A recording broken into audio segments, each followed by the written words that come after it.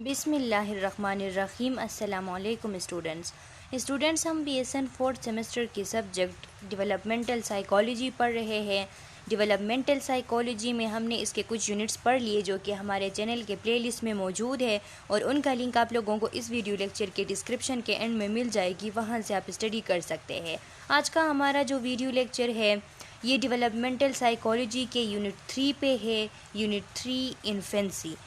आज के video lecture में हम यूनिट 3 इन्फेंसी स्टार्ट करेंगे। तो स्टूडेंट्स, वीडियो लेक्चर को स्टार्ट करने से पहले आप लोगों से छोटी सी रिक्वेस्ट है कि अगर आप हमारे चैनल लेक्चर्स बाय मुशरिफा अजहर में नए हैं तो चैनल को सब्सक्राइब करें, बेल आइकन को प्रेस करें ताकि आने वाली न्यू वीडियो लेक्चर्स की नोटिफिकेशन आप लोगों को मिल सके, और इस वीडियो लेक्चर को लाइक ज़रूर करें। ऑब्जेक्टिव इस यूनिट के हमारे साथ है कि इस यूनिट में हम जो इन्फेंट होता है उसके ग्रोथ, उसके मोटर डेवलपमेंट के बारे में पढ़ेंगे, उसके कॉग्निटिव डेवलपमेंट के बारे में पढ़ेंगे। जेन पियाजे का जो सेंसरो मोटर स्टेज था वो हम डिस्कस करेंगे। एरिक एरिक्सन का जो साइको सोशल डेवलपमेंट वाला जो स्टेजेस थे जो हमने पहले भी डिस्कस किए हुए हैं वो दोबारा डिस्कस करेंगे इस यूनिट में। और जो ख़ास करके जो ट्रस्ट और ऑटोनॉमी वाला जो थ्योरी था वो हम डिस्कस करेंगे। और फ्रूइड का जो इंटरप्रिटेशन था पेरेंट और चाइल्ड रिलेशनशिप के बारे में वो भी हम डिस्कस करेंगे। अच्छा स्टूडेंट्स, तो न्यूनेट क्या होता है? बर्थ से लेके 28 डेज़ तक जो बच्चा होता है उसको हम क्या कहते हैं? न्यूनेट कहते हैं।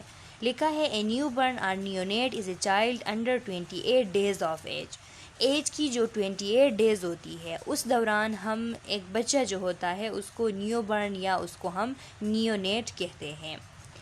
इन्फेंसी क्या होती है? 1 मंथ to 1 year, 1 महीने से लेके 1 साल तक के बच्चे को हम इन्फेंट बोलते हैं। The state or period of early childhood or babyhood, ये एक ऐसी स्टेज होती है जिसको हम एयरली चाइल्डहुड या इसको हम एयरली बेबीहुड भी कहते हैं और इन्फेंस भी कहते हैं, इन्फेंसी भी कहते हैं। और ये जो बच्चे होते हैं 1 मंथ से लेके 1 ईयर तक इनको हम इन्फेंट बोलते हैं। ग्रोथ क्या होती है?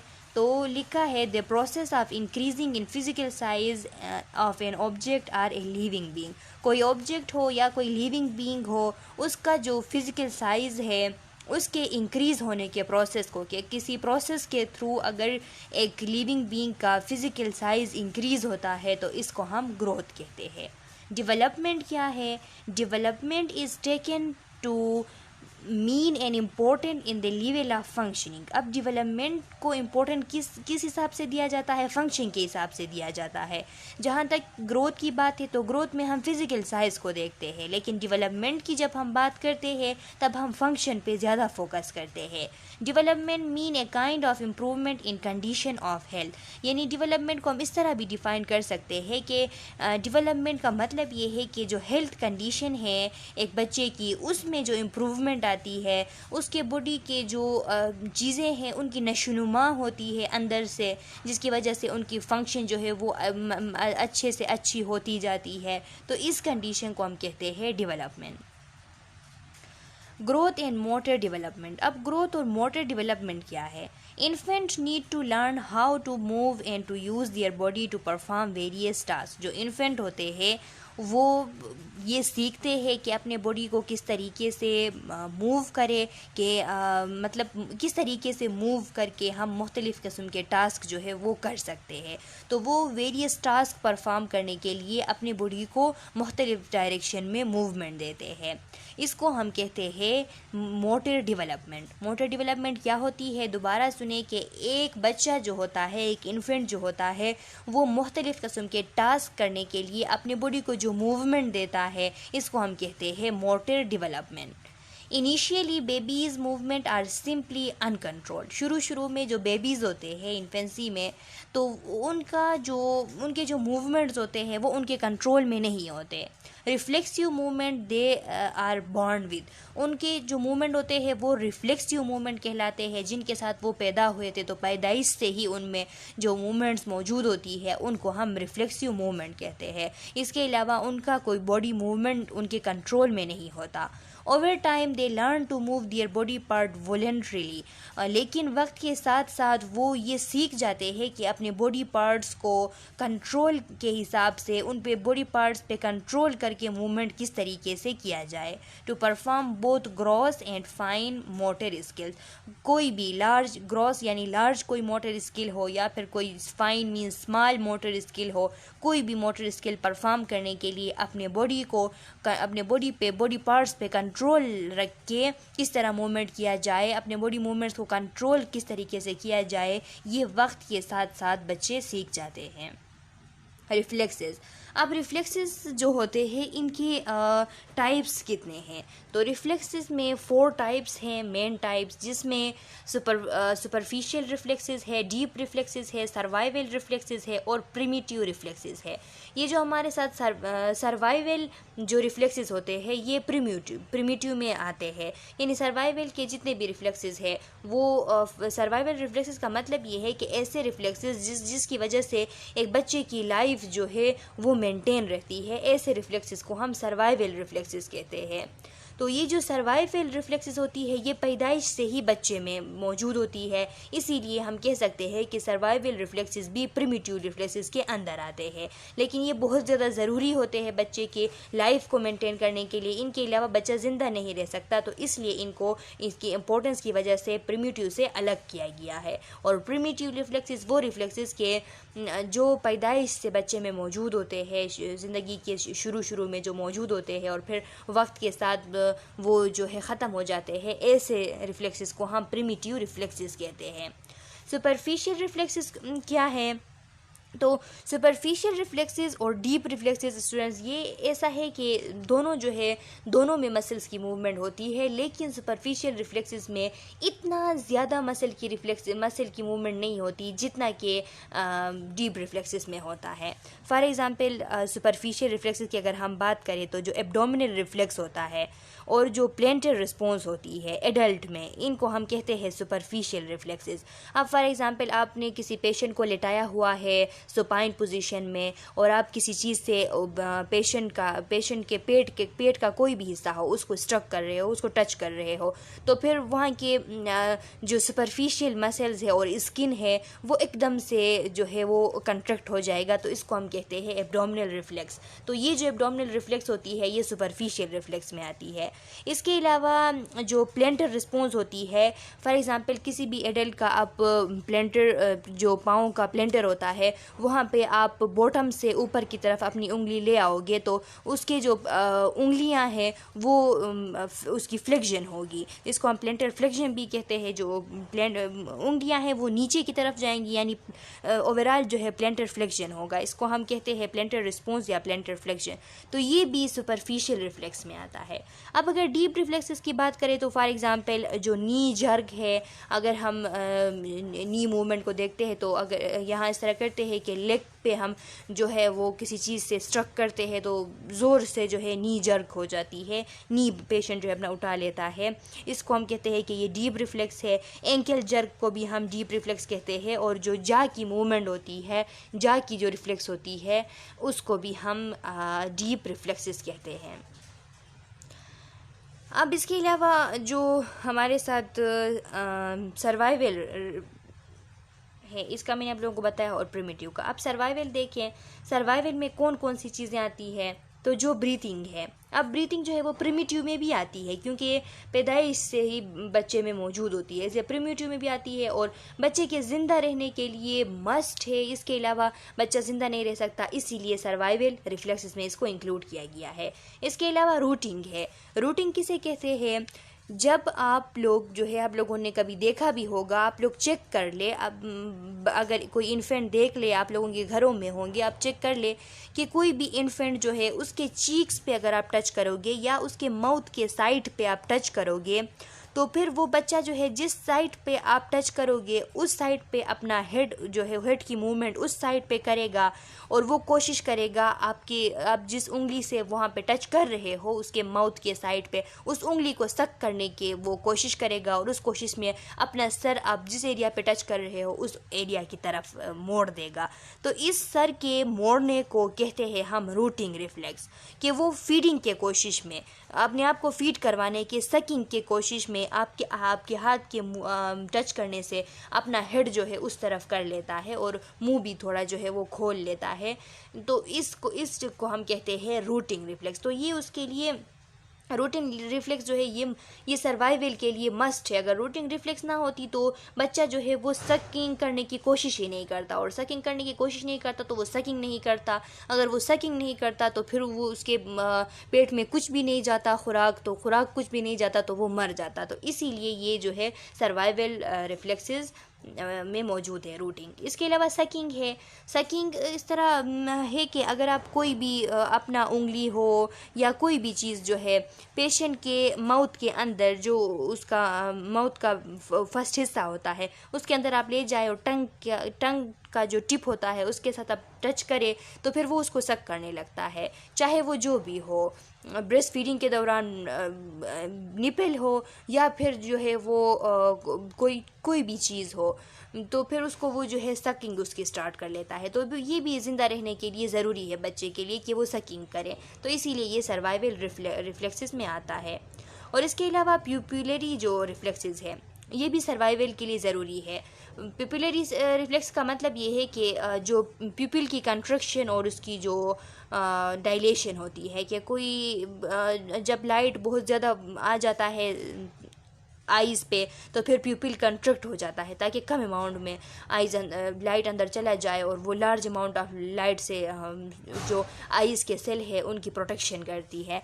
इसके अलावा अगर बहुत ज़्यादा डिम लाइट में चले जाए तो फिर प्यूपिल जो है वो डायलेट हो जाती है और ज़्यादा अमाउंट में अंदर चली जाती है लाइट ताकि हम देख सकें।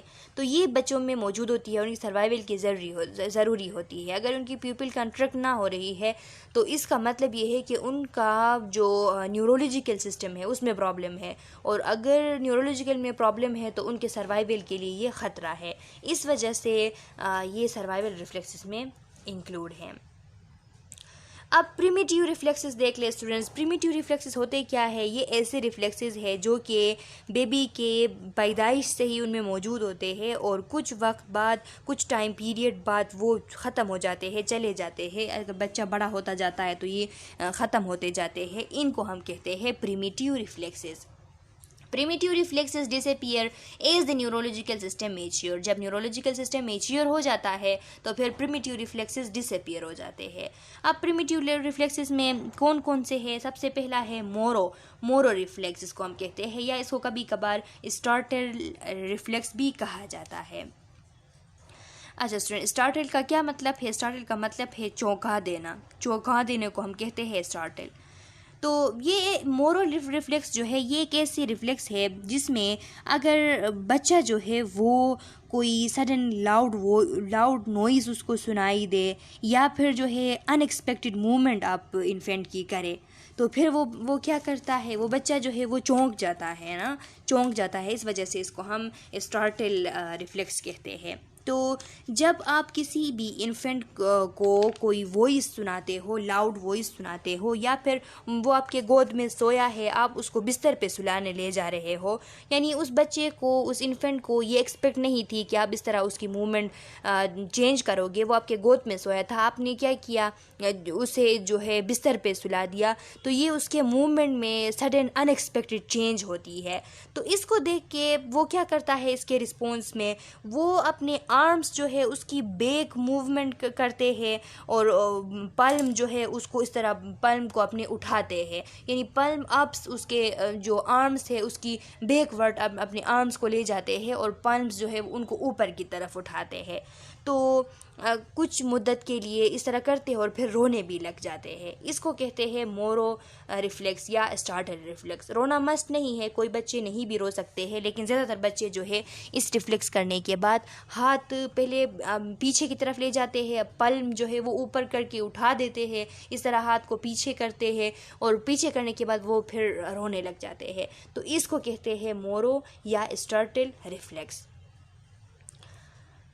तो ये स्टूडेंट्स ये कुछ वक्त तक बच्चों में फॉर एग्ज़ाम्पल 6 मंथ्स जो है 6 मंथ तक ये जो कंडीशन है प्रिमिटिव रिफ्लेक्स या मोरो रिफ्लेक्स ये कंटिन्यू रहती है, लेकिन 6 मंथ के बाद ये डिसअपियर हो जाती है, ख़त्म हो जाती है। तो ये इसकी नॉर्मल उसकी पीरियड है, टाइम पीरियड है कि बर्थ से लेके 6 मंथ तक होगी और 6 मंथ के बाद ये ख़त्म हो जाएगी।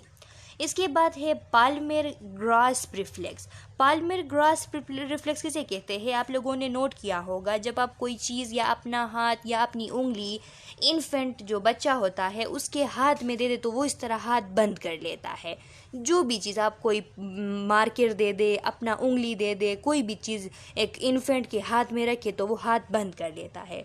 तो ये उसका पाल्मेर ग्रास्प रिफ्लेक्स होता है कि कोई भी चीज़ आप जो है उसके फिंगर को टच करते हो या उसके फिंगर्स के इनसाइड रख देते हो तो वो पाल्म को क्लोज कर लेता है। इसको कहते हैं ग्रास्प पाल्मेर रिफ्लेक्स। और ये 4 मंथ से लेके 6 मंथ तक, यानी ये बच्चे के पैदाइश से लेके 4 मंथ तक या फिर पैदाइश से लेके 6 मंथ तक बच्चों में नॉर्मली प्रेजेंट होती है, उसके बाद ख़त्म हो जाती है। 4 मंथ में या फिर 6 मंथ में ख़त्म हो जाती है, डिसअपियर हो जाती है।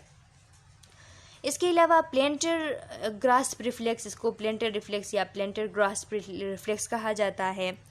इसमें सेम इसी तरह जब हम हाथ के फिंगर्स में कोई चीज़ रखते हैं, इसी तरह टॉयज़ के अंदर अगर हम कोई चीज़ रखें या टॉयज़ के अंदर हम टच करें तो फिर वो बच्चे जो है अपने जो टॉयज़ होते हैं पाँव के, ये जो पाँव के टॉयज़ होते हैं इनको बंद कर देते हैं, लॉक कर लेते हैं। जैसे पल्म को क्लोज़ करते हैं इसी तरह यहाँ पे जो टॉयज़ होते हैं उनको क्लोज़ कर देते हैं। तो इसको कहते हैं प्लेंटर ग्रास्प रिफ्लेक्स या प्लेंटर रिफ्लेक्स इसको कहा जाता है।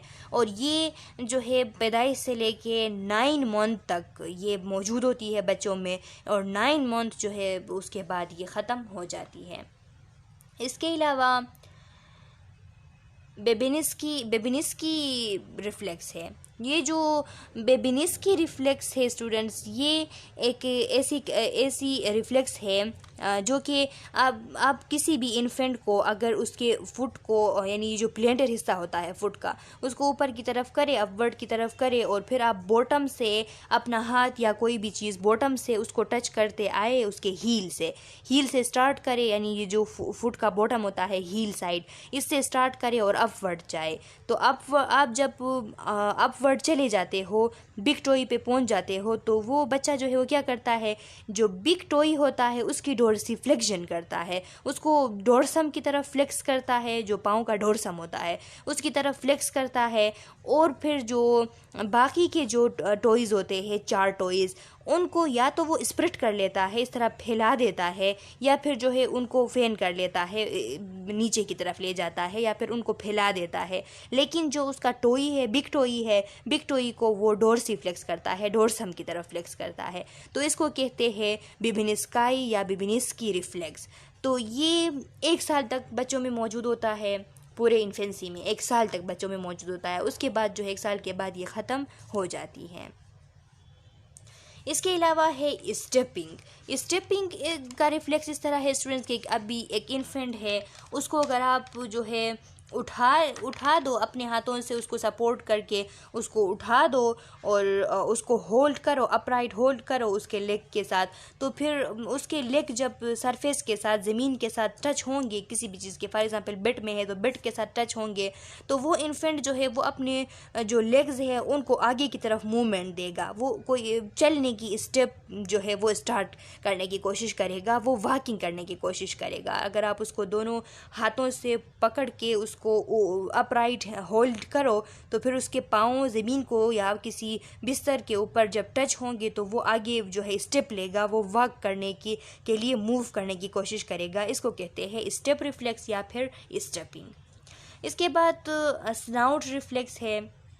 तो जो स्नाउट रिफ्लेक्स होती है स्टूडेंट्स, ये इस तरह है कि ये जो जब आप किसी बच्चे के इन्फेंट के लिप्स को टच करते हो, लिप्स के ऊपर वाला जो हिस्सा है उसको टच करते हो, तो वो बच्चा जो है वो अपने लिप्स को पर्स करता है। पर्स मीन्स जिस तरह बच्चे जो है बेबी अगर किस करते हुए किस तरीके से वो अपने लिप्स को पर्स करते हैं, इस तरीके से वो अपने लिप्स को पर्स करता है। ऐसा लगता है कि बेबी जो है आपकी उंगली पे किस कर रहा है।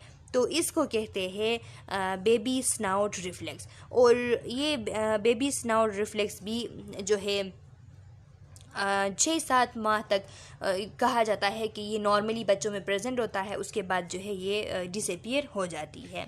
इसके बाद लास्ट में है ग्लेबिलास रिफ्लेक्स। ग्लेबिलास रिफ्लेक्स या इसको ग्लेबिरल रिफ्लेक्स भी कहा जाता है। ये एक ऐसी रिफ्लेक्स होती है स्टूडेंट्स कि जब आप बेबी के जो फोर हेड होता है उसको जब स्लोली आप टच करते हो, स्लोली या किसी चीज़ से या अपने हाथों से फोर हेड को टच करते हो, तो बेबी जो है एकदम से अपनी आंखें क्लोज कर लेता है, आइज़ क्लोज कर लेता है, बोथ आइज़। तो इसको कहते हैं ग्लेबिलर या फिर ग्लेबिलास रिफ्लेक्स। ये भी जो है 4 मंथ तक बच्चों में जो है प्रेजेंट होता है, पैदाइश से लेके 4 मंथ तक। 4 मंथ के बाद ये ख़त्म हो जाती है। तो ये जितने भी हमने रिफ्लेक्सेस पढ़े ये प्रिमिटिव रिफ्लेक्सेस है स्टूडेंट्स। इनके पिक्चर्स या इनकी वीडियोस जो है वो आपको मिल जाएंगे यूट्यूब पे भी और गूगल पे भी। तो आप लोगों को अगर किसी एरिया पे समझ नहीं आ रही है तो इनके पिक्चर्स आप देख ले, फिर आप लोग समझ जाएंगे। ये देखिए यहाँ पे भी शो है, ये जो मोरो रिफ्लेक्स था स्टार्टल, इसमें बच्चे को यहाँ पे देख के इसकी माँ जो है इसको सुला रही है।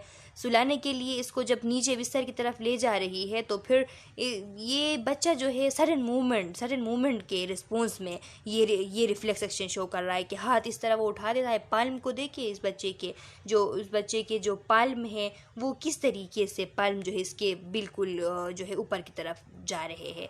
तो इसकी पोजीशन चेंज हो रही है, तो ख़ुद को ये इस तरह देख के पीछे की तरफ अपने हाथ लेके जा रहा है और पाल्म जो है बिल्कुल ऊपर की तरफ कर रहा है, खड़ा कर रहा है पाल्म को।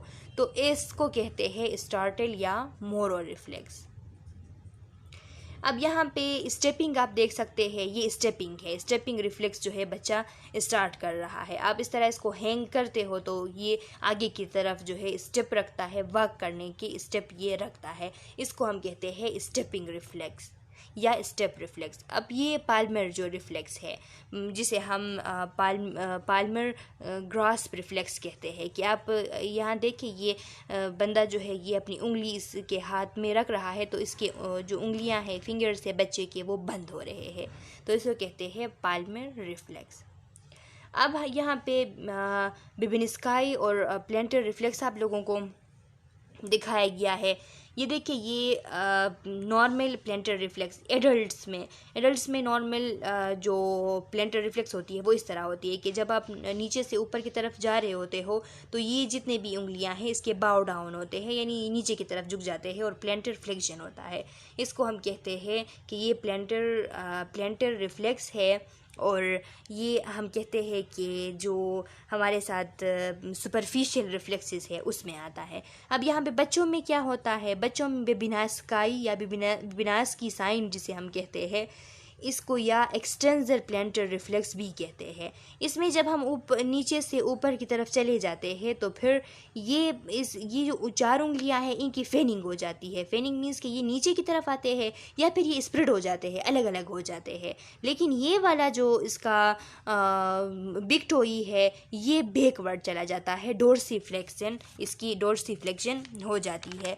तो ये बच्चों में नॉर्मल कब तक होती है, 1 ईयर तक होती है। 1 ईयर के बाद ये बच्चों में नहीं होती। 1 ईयर से बड़े बच्चे जो होते हैं इनमें ये साइन नॉर्मली प्रेजेंट नहीं होती, और 1 ईयर से जो कम उम्र के बच्चे होते हैं उनमें ये साइन नॉर्मली प्रेजेंट होती हैं।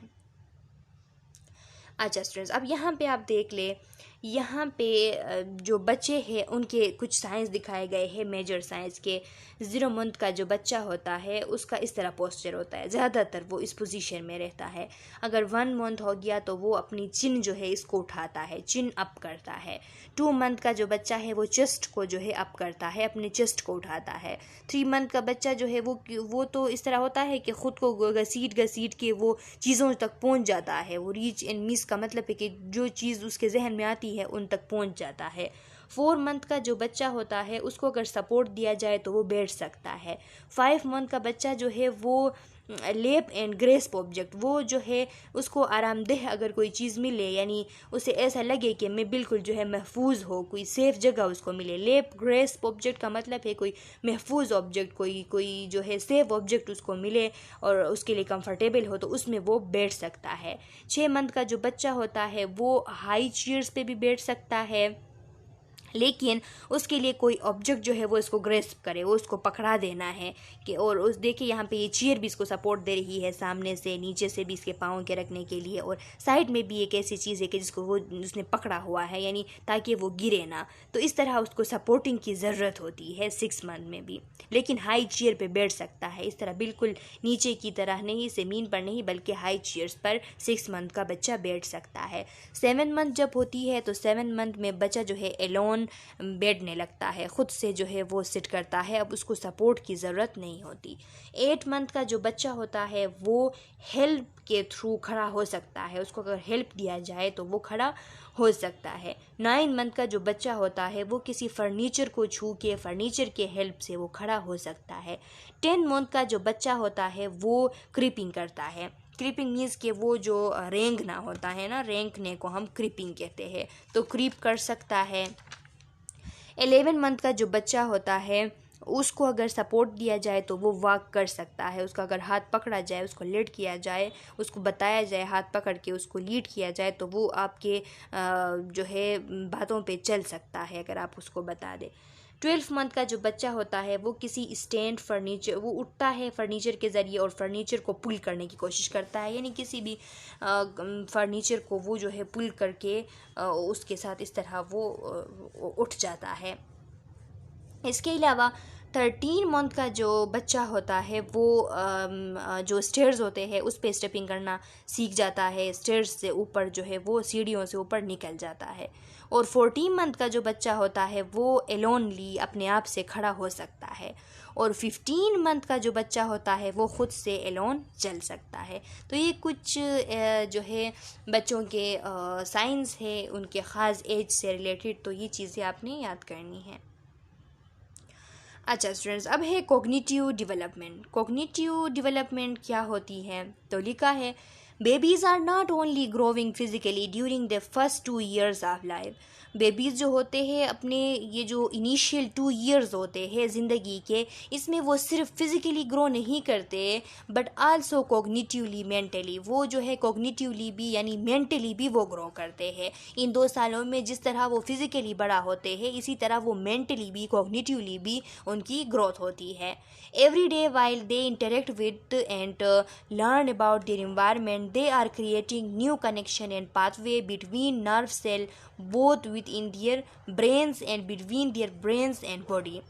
जिस तरह हर रोज़ उनकी इंटरेक्शन हो जाती है नए नए चीज़ों से, वो जब अपने इन्वायरमेंट में नए नई चीज़ें सीखने लगते हैं तो फिर उनके अंदर मुख्तलिफ़ किस्म के पाथवे बन जाते हैं उनके नर्व सेल्स में, उनके नर्व सेल्स और उनके ब्रेन के दरमियान मुख्तलिफ़ किस्म के पाथवे बन जाते हैं और उनके ब्रेन और उनके बॉडी के दरमियान मुख्तलिफ़ किस्म के पाथवेज बन जाते हैं।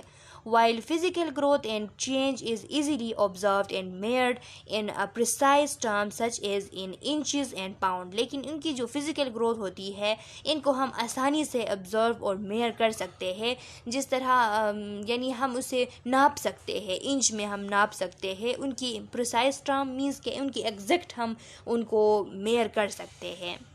लेकिन जो उनकी कॉग्निटिव चेंज एंड डेवलपमेंट है is a little harder to determine as clearly. जिस तरीके से हम उसके फ़िज़िकल ग्रोथ को मेयर करते हैं इस तरीके से इस तरह क्लियरली हम जो है कॉग्निटिव चेंजेस, कॉग्निटिव डेवलपमेंट को आसानी से क्लियरली मेयर नहीं कर सकते। Mental and cognitive development is based on the careful observation of developmental theorist and their theories. ये जो मेंटल और कॉग्निटिव डेवलपमेंट है ये किस चीज़ पे बेस करती है, किस चीज़ पे मबनी है। ये जो लोग थे, थ्योरिस्ट थे, उनके थ्योरीज़, उनके मुख्तलिफ़ किस्म के केयरफुल ऑब्ज़र्वेशन और उनकी जो जितने भी उन्होंने ऑब्ज़र्वेशन किए और मुख्तलिफ़ किस्म के थ्योरीज़ बनाए, डेवलपमेंटल थ्योरीज़, उनके थ्रू जो है इन चीज़ों को समझा जाता है। मेंटली एक बच्चे की एग्जामिनेशन की जाती है, उसकी कॉग्निटिव चेंजेस, कॉग्निटिव डेवलपमेंट की मेजरमेंट की जाती है। सच एज पियाजे थ्योरी ऑफ कॉग्निटिव डेवलपमेंट, जैसे कि जेन पियाजे का जो थ्योरी था कॉग्निटिव डेवलपमेंट का, जो हम पढ़ चुके हैं इससे जो पहले के भी जो लेक्चर्स थे चैप्टर 1 में के चैप्टर 2 में, इन दोनों में से कोई एक चैप्टर था इंट्रोडक्शन टू साइकोलॉजी था कि इंट्रोडक्शन टू डेवलपमेंटल साइकोलॉजी था, उसमें हमने ये डिटेल से स्टडी किया हुआ है। जेन पियाजे की थ्योरी और एरिक एरिक्सन की थ्योरी हमने उसमें स्टडी किए थे। तो इन थ्योरीज़ जैसे बहुत सारे और भी थ्योरीज़ है और ये भी है, इनके थ्रू हम जो इन्फेंट्स होते हैं, जो बच्चे होते हैं, उनके कॉग्निटिव डेवलपमेंट जो है उसको हम मेजर करते हैं। Milestones of cognitive development. अब कॉग्निटिव डेवलपमेंट के कुछ निशानात होते हैं, कुछ अलामात होते हैं, जिन्हें हम क्या कहते हैं, माइलस्टोन्स, अलामात को कहते हैं, निशानात को कहते हैं। तो वो निशानात कौन सी है? From birth to 3 month. Birth to 3 month यानी एक बच्चे के पैदाइश से लेके उसके 3 महीनों का जो एज होता है, उसमें कौन कौन से कॉग्निटिव चेंजेस आने चाहिए। तो लिखा है see object more clearly with an distance of 13 inches. 3 महीने का जो बच्चा होता है वो 13 इंच के दूरी तक चीज़ों को जो है क्लियरली देख सकता है। अब वो क्लियरली जो है 13 इंच के दूरी तक चीज़ों को पहचान लेता है, उनको देख लेता है। फोकस ऑन मूविंग ऑब्जेक्ट, जो चीज़ हरकत करते हैं, मूव करते हैं, उन पे इनकी फोकस होती है इस एज के बच्चों की। Including the face of the care giver, उसमें उसका केयर गिवर है, उसका मदर है या जो भी है, उसके साथ जो होता है उसका ख्याल रखने के लिए उसके जो हेड की, उसके फेस की जो मूवमेंट है, उन पे भी वो फोकस करता है। जो भी चीज़ मूव करे तो उस चीज़ पे इस बच्चे की फोकस होती है। Tell between sweet, salty, bitter, sour taste. अब ये इन चीज़ों को पहचान लेता है, जो टेस्ट होती है ये इनको पहचान लेता है, स्वीट टेस्ट को भी, साल्टी टेस्ट को भी, बिटर को भी और सॉर को भी ये बच्चा जो है पहचान सकता है। Detect differences in pitch and volume, किसी भी साउंड के पिच और उसके वॉल्यूम में भी डिफरेंसेस जो है वो कर सकता है। See all colour in the human visual spectrum, जितने कलर ह्यूमन विजुअल स्पेक्ट्रम में है, जिनको ह्यूमन देख सकता है, वो तमाम कलर ये 3 माह का जो बच्चा है वो भी देख सकता है। Respond to their environment with facial expression, अपने इन्वायरमेंट को अपने फेशियल एक्सप्रेशन के थ्रू रिस्पॉन्स दे सकता है। Demonstrate anticipatory behavior like rooting and sucking at the site of nipple or bottle।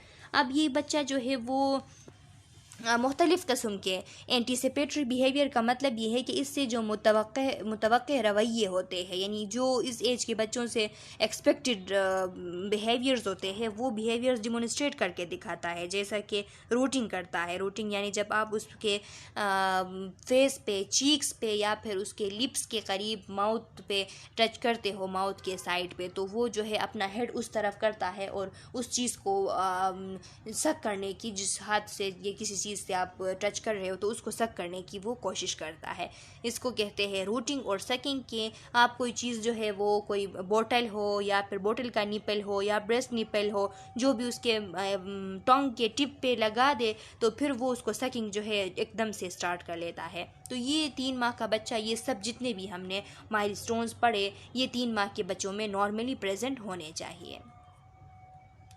From 3 to 6 month, अब जो 3 to 6 मंथ का बच्चा होता है, इसमें कौन कौन से माइलस्टोन्स का प्रेजेंट होना नॉर्मल है, इसके नॉर्मल डेवलपमेंट के लिए ज़रूरी है। तो लिखा है infant begin to develop a stronger sense of perception. अब ये जो बच्चे होते हैं 3 साल से 6 माह तक, 3 माह से 6 माह तक, तो ये बच्चे, इनमें परसेप्शंस की, किसी चीज़ को सेंस करने की, किसी चीज़ को परसीव करने की जो एबिलिटी है वो और स्ट्रॉन्ग हो जाती है। रिकॉग्नाइज फेमिलियर फेसेस, उसके साथ जो फेमिलियर फेसेस है, यानी बहुत ज़्यादा उसके घर वाले हैं, फॉर एग्जांपल उसके अब्बू है, उसकी माँ है, उसकी बहन भाई है, तो उनके फेसेस जो है उसके लिए फेमिलियर है, उसने बार बार देखे हैं, तो अब वो पहचान सकता है। 3 से 6 माह का बच्चा फेसेस को पहचान सकता है।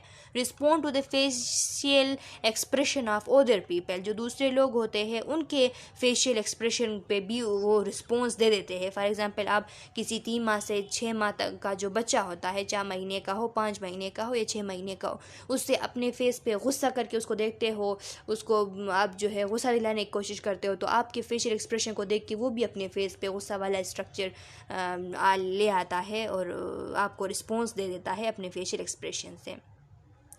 Recognise and react to familiar sound, अब जो है या फिर इस तरह करता है कि आपके वो गुस्सा वाला फेशियल एक्सप्रेशन देख के वो बच्चा रोने लगता है। इसका मतलब है कि वो जो है आपको रिस्पॉन्स दे रहा है आपके फेशियल एक्सप्रेशन को। Recognise and react to familiar sound, अगर फेमिलियर साउंड बार बार उसको कोई साउंड सुनाई दे रही है तो उस पर रिएक्ट करना, उसको पहचानना भी वो स्टार्ट कर लेता है। फॉर एग्जांपल एक बच्ची है, अपने अब्बू से दूर है पैदाइश से, अब्बू बार बार उससे फ़ोन पे बातें करता है बार बार, तो वो उसके साथ फेमिलियर हो जाता है उस साउंड के साथ। अब 3 माह से लेके 6 माह तक का जो बच्चा होता है, इसको अगर अब्बू कॉल कर ले, फ़ोन पे आ जाए, तो वो पहचान जाता है कि ये मेरा अब्बू है, ये कॉल पे आया हुआ है, तो वो उसकी आवाज़ जो है उसको पहचान लेता है।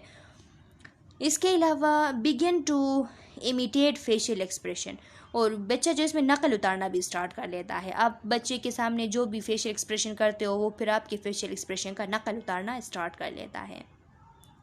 फ्रॉम 6 to 9 month, अब जो 6 माह से 9 माह का जो बच्चा होता है, understand the differences between animate and in animate object. 6 से 9 माह का बच्चा जो होता है, अब वो बेजान और जानदार चीज़ों में डिफ्रेंशिएट कर पाता है। एनिमेट थिंग मीन्स के जो जानदार चीज़ें होती है, लिविंग थिंग, उनको पहचान लेता है कि ये जानदार है, इनमें ये जो है ये ज़िंदा है, और जो नॉन लिविंग थिंग्स होते हैं उनको पहचान लेता है कि ये इनएनिमेट यानी नॉन लिविंग ऑब्जेक्ट्स है। Gaze longer at impossible thing such as an object suspended in mid air, अगर किसी मिड एयर में कोई ऑब्जेक्ट है, फॉर एग्ज़ाम्पल पतंग उड़ा हुआ है और पतंग का वो जो धागा है वो नज़र नहीं आ रहा 6 माह से 9 माह के बच्चे को, सिर्फ वो पतंग जो है ऊपर हवा में उसको नज़र आ रहा है, तो इस पे वो बच्चा जो है वो गेज लॉन्गर का मतलब है वो बहुत जो है देर तक उसको जो है देखता रहता है। मतलब कि वो इस तरह करता है कि अपनी पूरी कंसंट्रेशन उस पर डाल लेता है कि ये क्या हुआ है, वो उसको इम्पॉसिबल लगता है। वो धागा तो नहीं देख पा रहा ना, कि धागा जो है वो तो बहुत बारीक होता है, पतंग का धागा नज़र नहीं आता, तो वो धागा नहीं दे सकता, और पतंग को देख रहा है कि ऊपर हवा में है, तो वो हैरान हो जाता है कि ये क्या मसला है कि हवा में कोई चीज़ जो है वो मूवमेंट कर रही है, तो इसको वो जो है बहुत गौर से, बहुत कंसंट्रेशन से देखता है। इसके अलावा इसके माइलस्टोन्स, ये इसके मेजर माइलस्टोन्स थे 6 to 9 माह के बच्चे के। अब 9 माह से लेके 12 माह का तक जो बच्चा होता है, यानी 9 माह से लेके 1 साल तक का जो बच्चा होता है, वो understand the concept of object permanence, और जो ऑब्जेक्ट परमानेंस का कंसेप्ट है अब वो अंडरस्टैंड कर लेता है, यानी the idea that one object continue to exist even through it can not be seen. वो बच्चा जो है, अब बच्चे को फॉर एग्ज़ाम्पल जो 9 माह से छोटे बच्चे होते हैं, 9 माह से कम के बच्चे होते हैं, कम उम्र के, उनको आप कोई ऑब्जेक्ट दिखा देते हो और वो फिर छुपा देते हो, तो वो इस तरह समझते हैं कि ये आंखों से उछल हो गई तो बस ये एग्जिस्ट नहीं करती, ये ख़त्म हो गई। लेकिन 9 माह में ऑब्जेक्ट परमानेंस का जो कंसेप्ट होता है वो बनना स्टार्ट हो जाता है, और 1 साल तक का जो बच्चा होता है, 12 महीने का बच्चा, उसको ऑब्जेक्ट परमानेंस बिल्कुल उसकी क्लियर हो जाती है। उसको अगर आप कोई चीज़ दिखा लेते हो और फिर छुपा देते हो, तो वो उसके पीछे रोता है कि मुझे वो चीज़ ला के दो, मुझे चाहिए, वो एग्जिस्ट कर रही है और आपने छुपा दिया है। वो जान लेता है इस चीज़ को, वो ऑब्जेक्ट परमानेंस उसकी क्लियर हो जाती है। The idea that one object continue to exist even it cannot be seen. Respond with gesture and sound. अब वो जो है आपको रिस्पॉन्स देता है, इशारे भी करता है और साउंड से भी आपको रिस्पॉन्स देता है. Like looking at picture book, और जो नक्शे वाले किताब होते हैं उनको देखना पसंद करता है. Manipulate object by turning them over trying to put one object into another. अब वो क्या करता है, मुख्तलिफ चीज़ों की जो है वो जोड़ तोड़ करता है. मैनिपुलेट का मतलब है जोड़ तोड़ करता है, चीज़ों को एक दूसरे के ऊपर रखता है, फिर गिराता है, फिर ऊपर रखता है, इस तरीके के काम करता है. 9 माह से 12 माह का जो बच्चा होता है. From 1 year to 2 years. अब 1 साल से लेकर 2 साल के जो बच्चे होते हैं वो उनके में कौन कौन से मेजर माइलस्टोन्स होते हैं. Understand and response to word. अब आपके अल्फाज पे आप उससे कुछ कहे तो वो समझ भी जाता है और रिस्पॉन्स भी करता है. आप 1 साल से 2 साल के बच्चे पे आप गुस्सा करते हो तो वो आपकी गुस्सा पहचान लेता है. किसी काम को वो करता है तो आप उसको गुस्सा करते हो तो वो काम नहीं करता, आपसे डर जाता है. Identify object that are similar. कोई एक जैसे चीज़ें होते हैं तो वो समझ जाता है कि ये एक जैसी चीज़ें हैं, उनको आइडेंटिफाई कर सकता है. Tell the difference between me and you. अब ये 1 साल से 2 साल का बच्चा जो है वो ख़ुद को पहचान लेता है कि ये मैं हूँ और उसके सामने कोई होता है तो ये आप हो. इस तरह वो समझ सकता है कि मैं हूँ और आप हो. अपने में और आप में वो फ़र्क कर लेता है. Imitate the action and language of adult. जो एडल्ट होती हैं उनके कामों का और उनके जो लैंग्वेजेस है उनका नकल उतारना स्टार्ट कर लेता है. Can point out familiar object and people in picture book. Picture book में उसके लिए कोई फेमिलियर ऑब्जेक्ट अगर हो, अगर कोई जो है फेमिलियर पीपल हो तो उनको वो पहचान लेता है. फॉर एग्ज़ाम्पल एक डॉगी की पिक्चर देख ली तो अगर डॉगी से वो फिल्म फेमिलियर है, उसके घर में डॉगी है और वो बुक में डॉगी का पिक्चर देख लेता है तो वो कहता है कि देखो ये वो वाला हमारा वाला डॉगी है. तो फिर इस तरह वो फेमिलियर पिक्चर्स देख के वो पहचान जाता है. अच्छा स्टूडेंट्स, अब है इन्फेंट्स मेमोरी. इन्फेंट्स मेमोरी क्या होती है? Infant amnesia. हमने ये कंसेप्ट जो है पिछले वीडियो लेक्चर्स में भी डिस्कस किया था कि जब हम मेमोरी पढ़ रहे थे तो वहाँ पे हमने डिस्कस किया था. The lack of memory for experiences that occurred prior to 3 years of age. जो 3 साल से पहले की जो उम्र होती है तो उस उम्र में, उस एज में आपके साथ जो भी एक्सपीरियंसेस जो कुछ हुआ होगा वो जो है आपको याद नहीं होता, आप वो चीज़ भूल जाते हो. इसको कहते हैं इन्फेंटाइल एमनीजिया या फिर infant amnesia. Although memories are stored from early infancy they can not easily retired.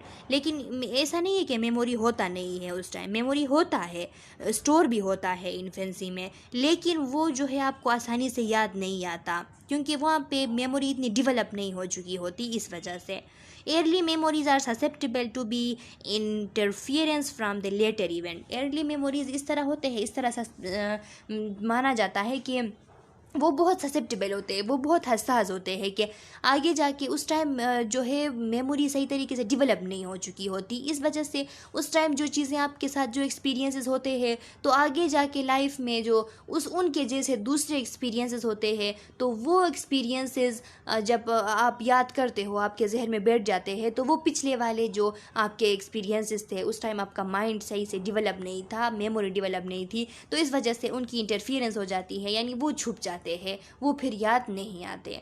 Memories are sensitive to environmental context. Memories जो होते हैं वो इन्वायरमेंटल कंटेक्स्ट के हिसाब से बहुत ज़्यादा सेंसिटिव होते हैं. कुछ अगर एक जैसी चीज़ें आ जाते हैं तो एक से दूसरे का इंटरफियरेंस होता है और वो फिर जो है याद नहीं होती.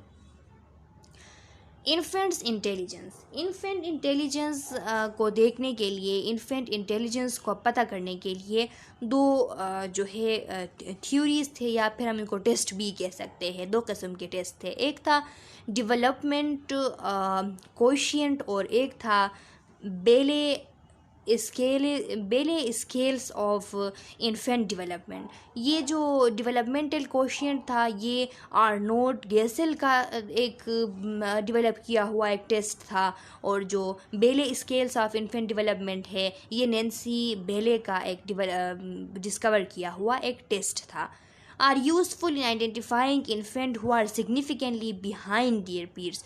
स्टूडेंट्स, कुछ बच्चे ऐसे होते हैं जो कि अपने उम्र के बच्चों से पीछे रह जाते हैं। मतलब ये कि उनकी जो ग्रोथ होती है, उनकी जो कॉग्निटिव डेवलपमेंट होती है, वो इतनी नहीं होती जितना कि उनके जो दूसरे एज के बच्चे होते हैं उनके जैसा।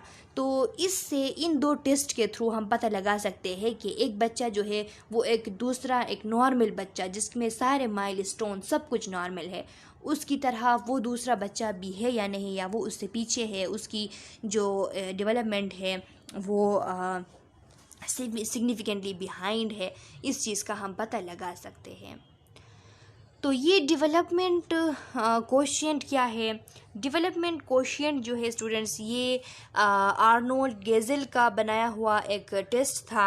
आर्नोल्ड गेज़ेल जो थे वो एक अमेरिकन साइकोलॉजिस्ट थे, पेडियाट्रिशियन भी थे, पिट्स पे बहुत ज़्यादा काम करते थे, पेडियाट्रिशियन और प्रोफेसर थे। एक यूनिवर्सिटी था, येल नाम का यूनिवर्सिटी था, येल यूनिवर्सिटी, वहाँ के प्रोफेसर थे। ये इनका जो नाम था वो इनके रिसर्चेस के बेस पर और इनका जो कंट्रीब्यूशन था चाइल्ड हाइजीन और चाइल्ड डेवलपमेंटल, जो चाइल्ड की डेवलपमेंट होती है इस पे और चाइल्ड के हाइजीन पे, इनकी वजह से ये जाने जाते थे।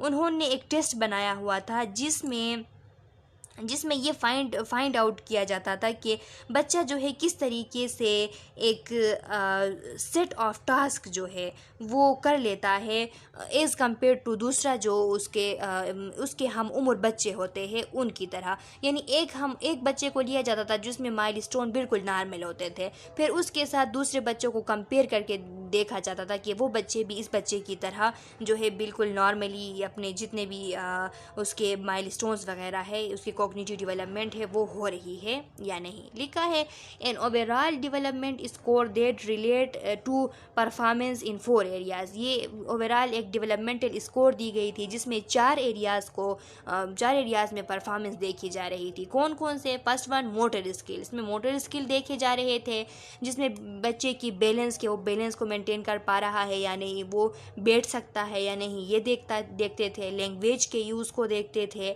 उसके जो एडाप्टिव बिहेवियर है उसमें अलर्टनेस, ये वो किसी चीज़ के लिए अलर्ट होता है या नहीं, वो ख़ुद को एक्सप्लोर कर सकता है या नहीं एक्सप्रेशंस के थ्रू, ये देखते थे।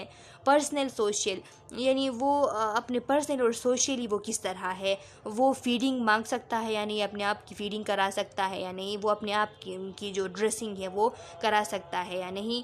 इस तरीके से मतलब ड्रेसिंग के साथ वो कैसा है, फीडिंग के साथ वो कैसा है, ये चीज़ें जो है इसमें टेस्ट किए जाते थे। अच्छा स्टूडेंट्स, तो इसके अलावा हमने एक और स्टडी किया था बेले स्केल्स का। बेले स्केल ऑफ इन्फेंट डेवलपमेंट जो है ये भी एक extensive formal developmental assessment tool है। मतलब कि बहुत ज़्यादा जो है एक एक्सटेंसिव फॉर्मल, बहुत वसी एक फॉर्मल डेवलपमेंटल असेसमेंट टूल है। मतलब कि जो बच्चे की डेवलपमेंट है उसको असेस करने के लिए हमारे साथ एक टूल है जिसमें हम डायग्नोज कर लेते हैं कि एक बच्चा जो है, एक बच्चा अपने उसकी जो अर्ली चाइल्डहुड है उसमें उसकी डेवलपमेंट डिले तो नहीं हो रही, ये चीज़ हम इससे मालूम कर लेते हैं। इसमें हम मोटर देखते हैं, मोटर जो रिफ्लेक्सेस वगैरह होते हैं बच्चे के वो देखते हैं, उसके कॉग्निटिव लेवल को देखते हैं, उसके लैंग्वेज को देखते हैं, उसके बिहेवियर्स को देखते हैं कि दूसरे जो बच्चे होते हैं उसके उम्र के उनके बनस्बत उसका बिहेवियर कैसा है। तो ये दोनों जो है टेस्ट थे। अब आपने इनके ऑथर्स के नाम याद करने हैं कि डेवलपमेंट कोशिएंट आर्नोल्ड गेज़ेल का लिखा हुआ डिस्कवर किया हुआ और बेले scales of infant development Nancy बेले का डिस्कवर किया हुआ एक टेस्ट था। अच्छा स्टूडेंट्स, तो ये काफ़ी है यहाँ तक आज के इस वीडियो लेक्चर के लिए। नेक्स्ट वीडियो लेक्चर में हम जेन पियाजे का जो थ्योरी वगैरह है ये हम डिस्कस करेंगे। मैं उम्मीद करती हूँ कि आप लोगों को यहाँ तक समझ आ गई है। फिर भी अगर कोई क्वेश्चन है, कोई कन्फ्यूजन है तो कमेंट सेक्शन में अपना क्वेश्चन डाल ले। मैं नेक्स्ट वीडियो लेक्चर में आप लोगों के क्वेश्चन का आंसर करूँगी। तब तक के लिए अल्लाह हाफिज़।